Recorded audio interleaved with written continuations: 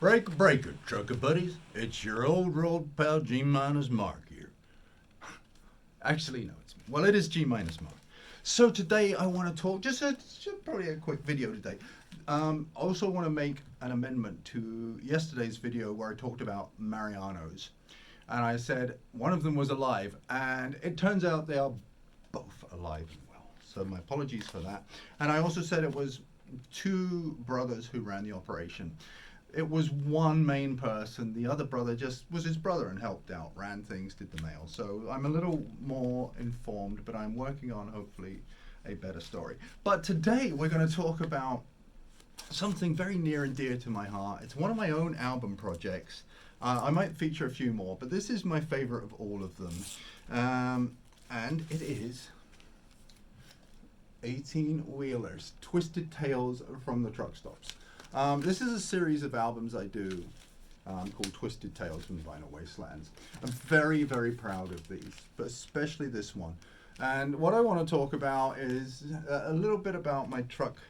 I actually wrote sleeve notes on this. There you go. I've kind of dressed in my trucker gear for this. Not that I've ever been a trucker. Just like them. This was a super passion project of mine. And I started collecting trucking records kind of accidentally. Back in the 80s, there was a flea market in the UK. Kind of a flea market. Well, it was an outdoor market that had like people selling used stuff, but it also had like cotton candy, or candy floss as it's called in the UK, and it had that, amusement rides. It's kind of like, I'm trying to think what to call it, but it was that kind of deal. And someone had a box of Star Day trucking albums, the kind you see over here all the time still. Things like, I've probably got some frames somewhere, but all of those great 70s comps from Gusto and Star Day that had great covers. And at the time, I wasn't aware of that genre. And I saw them, and they had lots of 50s looking pictures, and they were Star Day artists that I knew. I've probably written all that on here. And here's some of the graphics. And I bought them because there was names I knew, like Jimmy Logston was on there, who I knew from his, rockabilly stuff. I'm trying to think who else, but various names. I'm like, oh, these are all rockabilly singers. These have got great covers. And I bought them. And I got them home, and I was expecting rockabilly, to be honest. I mean, this is in the early 80s. I didn't know too much about 60s country. And I got them, and I was kind of, I was like, I don't like this at all. This Johnny Bond was on there, Red Sovine. And I just kind of went, this is, I threw them in a box. And they probably stood there for a year. And I remember I was about to drive one day from where I lived, about a 250-mile journey to go and buy some records. And it was going to be, I had to be there early in the morning, so I was leaving at like 3 a.m. or something. I decided to drive through the night.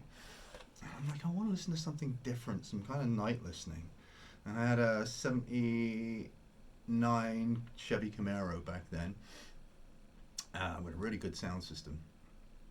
And I thought, maybe I'll listen to those trucking albums. That would be good for a road trip. And what I did is I taped them all. This was in tape days. But I turned the volume down, and I just kind of hit side one, waited for it to end, flipped it over.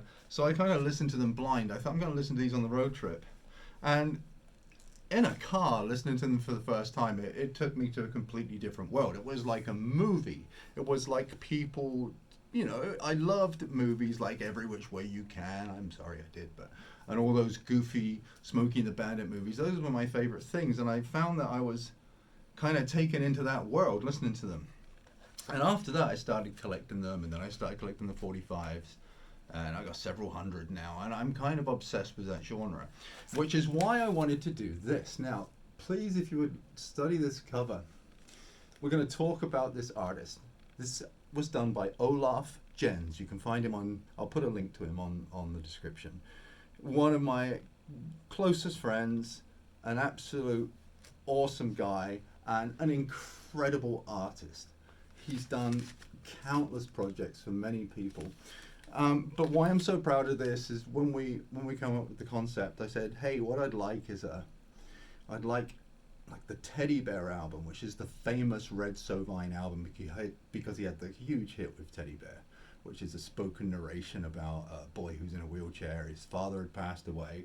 He gets on the CB asking if maybe some truckers would talk to him. He misses seeing his dad, and they wind up taking Teddy Bear for a ride. And I said, could you parody it? And this is why I'm so proud of it. This is the original cover. So you see, this is Teddy Bear here depicted. He's on his CB radio, and the truckers are finally coming to take him for a ride. Now, okay, my sense of humor is a little British and a little sick, I'll admit. Because I said to him, couldn't we have it that he's been waiting so long for the truckers to arrive that they just didn't turn up, and what's left is zombies? Oh, by the way, I have a mic on. I don't know if you can hear this. It's a lot of people said they couldn't hear me very well. I'm hoping it's helping. So yeah, I mean, that was, I've never been, can we get it side to side? I've never been so pleased with somebody understanding my concept so well. Also, Olaf, this is not computer font. He hand draws this shit. And another reason I'm so proud of this, and I'm not trying to sell this to you, I don't have any. I couldn't, this is the only copy I have. These sold out. There might be some left in Germany, possibly. But the thing is, with these, my friend Avery Powell is a great little writer who isn't known, and he writes short stories to go with the theme of them. And then Olaf did it like a graphic novel. I'm so proud of these. This is my favorite one. So yeah, this is really what I wanted to say, is how awesome Olaf Jens is. And there are other volumes of these. Musically, some of my favorite trucking records on here. I've got Bill Woods, Billy Deaton, Benny Barnes, Harold Crosby, Gene Satterfield. The story goes on. And like I say, I wish I could sell you some, but I haven't been able to get my hands on a copy of this for a long time. It's a Black Wax one, but yeah, that was it. So, we could talk about trucking records, but really, I just wanted to give a big thumbs up to Olaf Jens and my favorite album cover he's done for me. And he's done 7 or 8, but I'm not taking anything away from the others. We will feature those, but I just wanted to go. Thank you, Olaf. Check him out on all his various social media platforms. All right, this has been G-. Just a quick one. I'm out of here.